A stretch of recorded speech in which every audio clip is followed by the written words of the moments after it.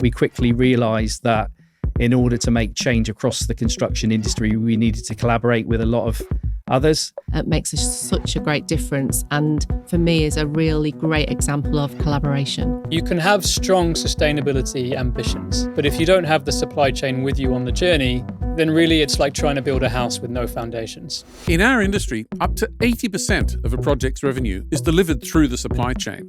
It's the central stage for delivering on the wider sustainability agenda, tackling embodied carbon, protecting nature, and ensuring human rights.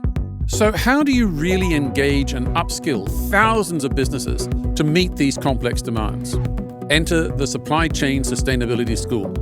Launched in the UK in 2012, it has become the go-to collaborative resource for the built environment. Today, it reaches 50,000 learners every year, helping to raise the standard of sustainability across the entire industry.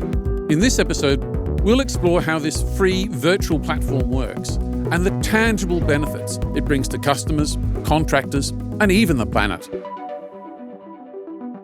To guide us through, we're joined by Dale Turner, Director of Procurement and Supply Chain at Skanska UK, and Elaine Billington, Chief People Officer for the United Kingdom's National Highways.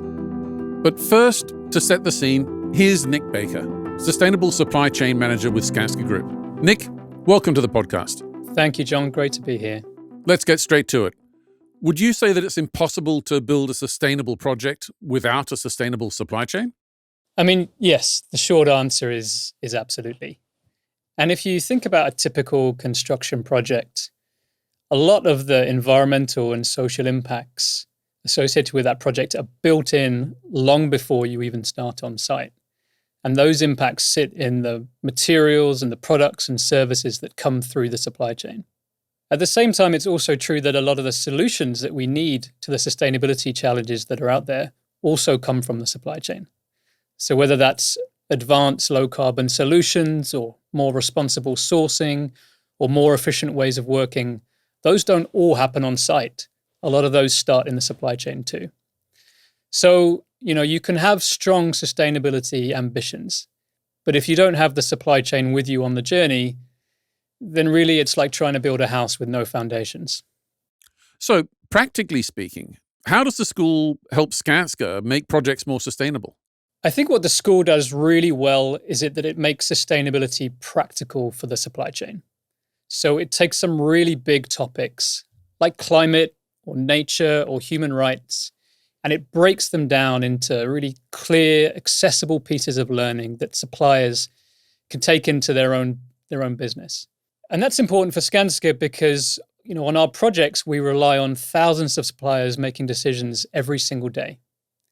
And when you have that shared understanding of sustainability issues, it makes it much easier to work together, to spot risks early, and to deliver positive outcomes, not just on that project, but for Skanska as a whole.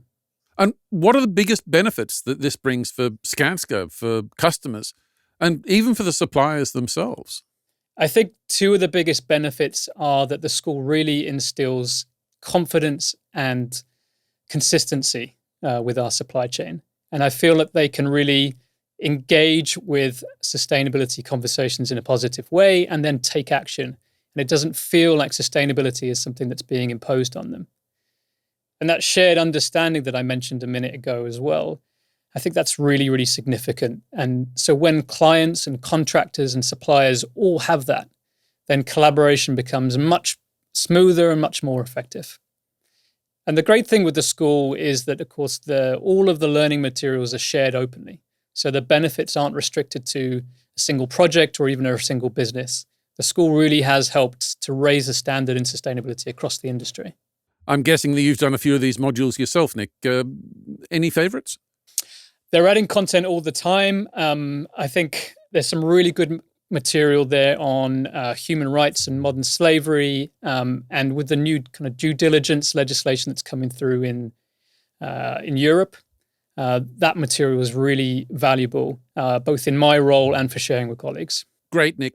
Thanks so much for joining us. We'll be getting you back on the podcast in a couple of weeks, but until then, thanks for being part of Shaping Sustainable Places. Look forward to it. Thanks, John. So Nick has set the scene for us on why upskilling the supply chain is so important. Now let's look at how that's being done, and on a massive scale. Joining us to dive deeper into the Supply Chain Sustainability School is Elaine Billington, Chief People Officer for the United Kingdom's National Highways. Elaine, welcome to the podcast. Thank you.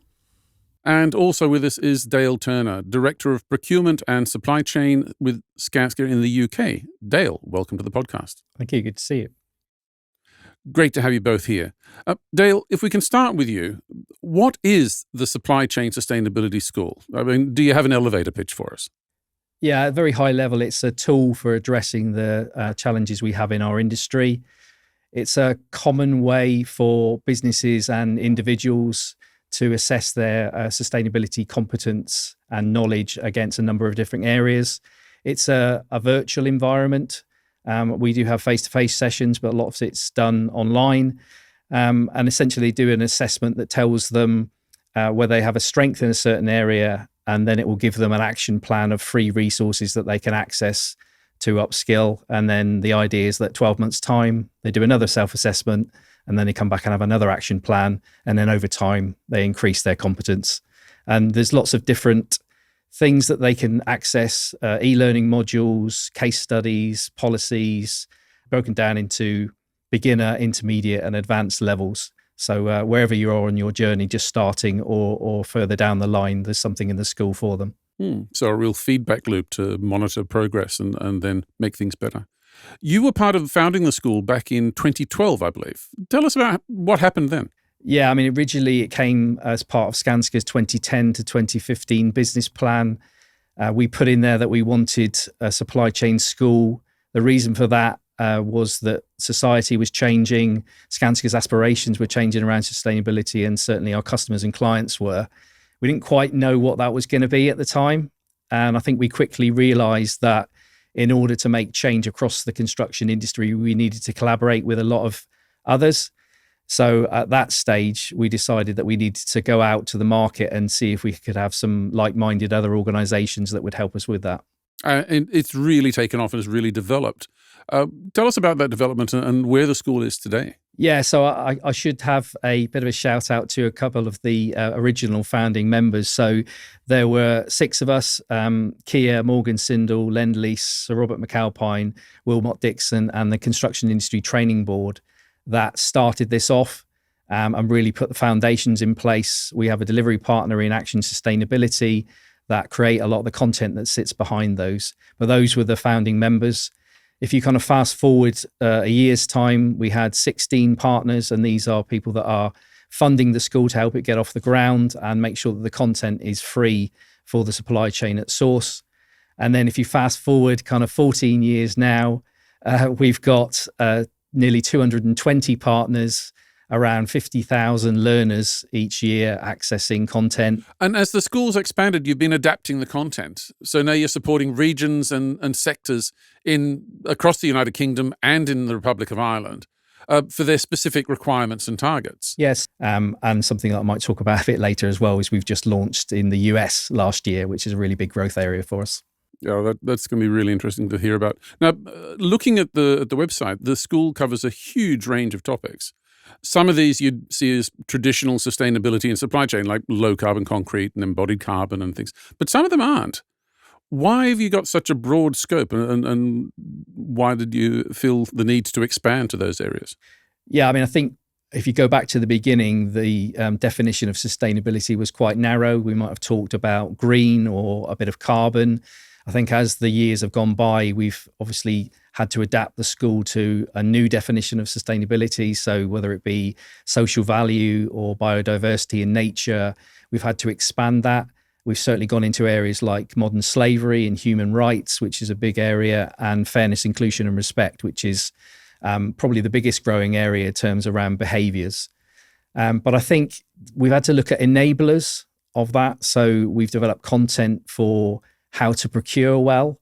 So if you think about when we make procurement decisions on our projects, we have to have some kind of scoring that makes sure we address some of the sustainability targets for that project. So we put a lot of focus areas into what good procurement looks like. And then certainly from a digital perspective, in terms of making it as efficient as possible and using things like AI or digital kind of technology and strategies to help us make those decisions as well. So those are the kind of enablers that have gone on the back of some of the actual sustainability areas. Well, really important considerations there. Now, Elaine, I'd like to bring you in, and if we could start by asking you to give us some insights into National Highways. I mean, it's a huge organisation. Can you give me an idea about the scope of your work? Sure. National Highways is a government-owned organisation operating predominantly in England. We operate about 4,300 miles of strategic network, so that's motorways and A roads.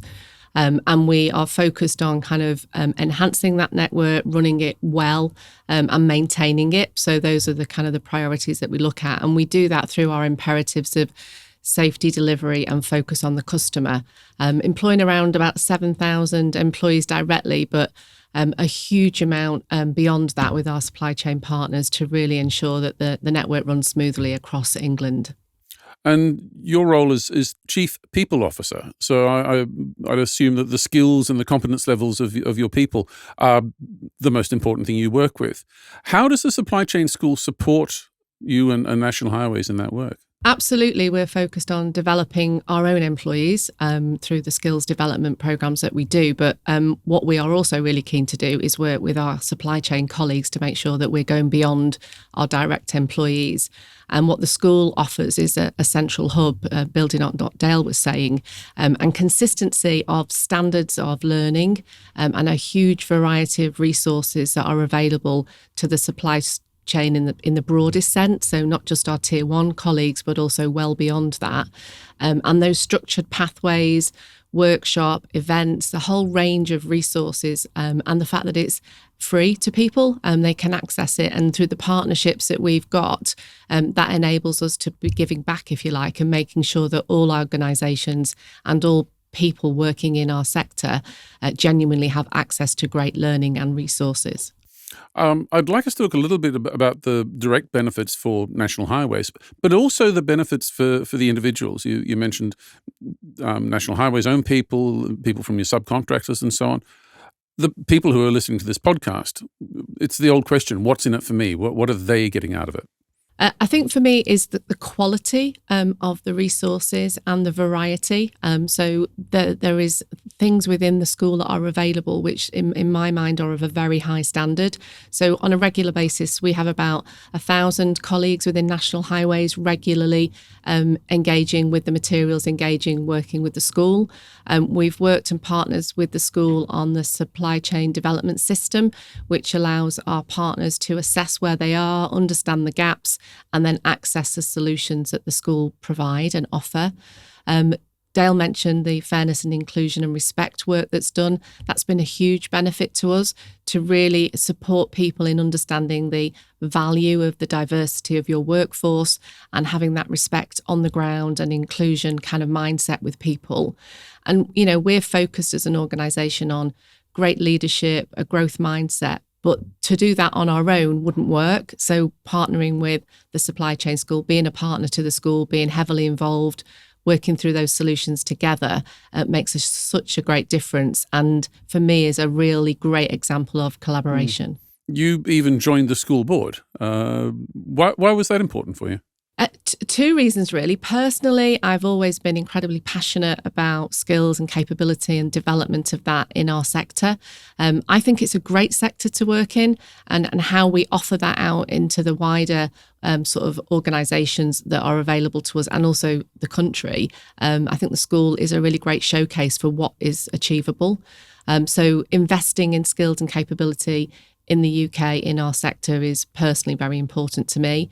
Organisationally, it provides us with that really high quality standard that I talked about, and it absolutely meets the requirements as us as a client organisation working and on behalf of government to provide a great, safe, reliable, strategic road network for our customers.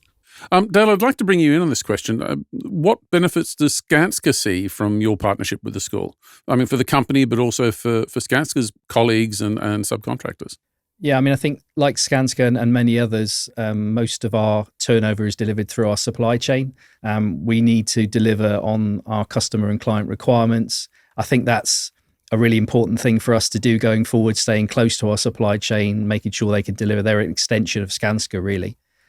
And then we know that around 60% of those that are accessing the school are small and medium enterprises. Sometimes they need a little bit of help just to get started. And I think, we don't want to stop people working for Skanska or in the construction industry. And the school is a good way of them upskilling and increasing their knowledge so that they can, and therefore they get more business benefits out of it from winning new work in those areas. So I think that's a good thing. But I think overall, it's a great kind of collaborative effort. So I have to keep stressing this in terms of this wouldn't work without all of the partners all pulling together. And I think that's the great thing about it, that we kind of leave our hats at the door when we come to the school and just deliver something that helps change in a good way rather than each thinking individually as organisations. What sort of benefits do the customers actually see? I'm thinking large companies like National Highways or other corporate construction companies, even tenants and investment companies. Yeah, I think they have their own aspirations around what they want to achieve from a sustainability perspective. That comes from somebody like National Highways at the top or an individual infrastructure project. What the school does is it allows us to show them how we're flowing that down through our supply chain. So National Highways, for instance, don't want just Skanska to be competent and knowledge. They want the supply chain that works for Skanska as well. So I think the school's a really good way of being able to show that and what we're doing in those areas. I think the school is great at actually being able to break down individual areas so we know where we need to make changes or improve, or indeed what's going well, and we can move on to other areas. So we're able to show lots of data so that we can prove that there are facts there that are showing we're improving year on year. That brings me to a perfect question. How do you quantify the benefits from this? We love getting figures here on the podcast, and everyone likes to see the proof in the figures. What sort of data have we got? Yeah, I suppose headline is 50,000 learners accessing the school each year. On average, they're accessing, I think, 6 or 7 different training material. There's around 4,000 different resources, so there's lots for depending on which way you like to learn, and that's a thing that we've improved a lot on in the school. There's about 120 learning modules, so they're the most popular ones. And then each year we go out and do a survey of all our partners and our members to find out how the school's working for them, and then we can obviously use that as part of the business plan going forward. If I just pull out a couple of stats, we do a survey results based on how it's improved their business. So 2/5 of the people have said that engaging with the school has helped them to reduce costs, and 1/3 have said that it helps them to win new work. So we kind of know from that perspective that it's helping their business. And then when you step that down, if I just pick maybe one subject like modern slavery, when we went and surveyed them this year, around 75% of them said they'd improved their understanding, and that was because of the school. So we're able to see where individual sustainability areas are improving as well. We obviously monitor that each year. So we've done that probably for 7 or 8 years now. So we can see the trends and we know where we need to develop more content or improve it going forward. So some really good indicators there. Another question for both of you. We'd love to hear some specific examples of projects or initiatives that have been helped by the competence gained through the school. Yeah, I think probably goes back to something I said earlier, which was around developing different parts of the school. So when I talked about the Irish school and the Welsh school and the Scotland school, we're able to create content. So in the Welsh school, for instance, we have dual language, which helps a lot in terms of learning. And obviously the Welsh government has got slightly different focus areas than maybe the rest of the Great Britain. And then a very granular level on a project, National Highways and indeed HS2 have very specific content that they want. So we're partnering with those to develop that content going forward. And then most recently, we had a partner on board, which is Sizewell C, which is a big infrastructure project, energy project, that are also doing the same. So when you get these mega projects, you're able to not just churn out the same content, but develop something very specific to what they're trying to achieve over a 5 or 10 year period. Almost tailor-made. Elaine, did you have any examples that you'd like to bring up? Yeah, no, a couple of things spring to mind. So as I mentioned earlier, the supplier development system, which we developed with the school, and Skanska were involved in that, originally launched in 21 and then I think refreshed in 2024. That's like a maturity assessment tool that organisations can use to understand where their gaps are.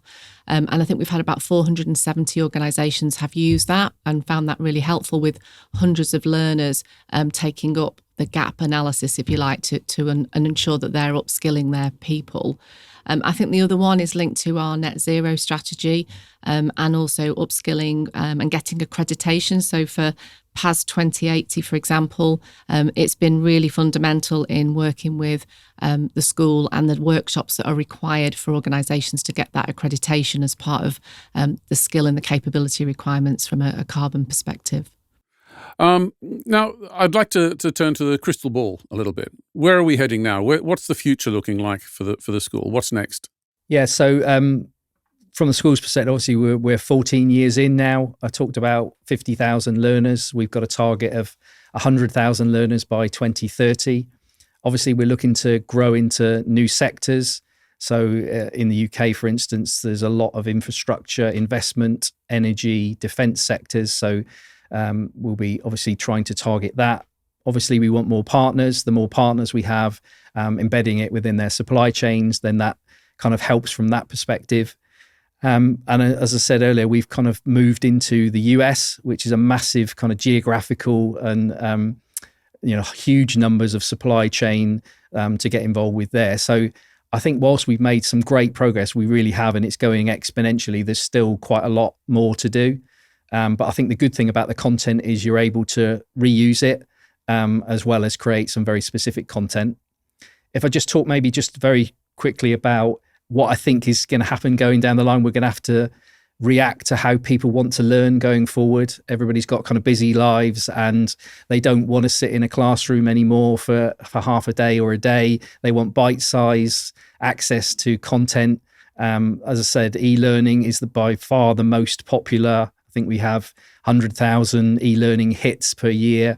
So there's massive there.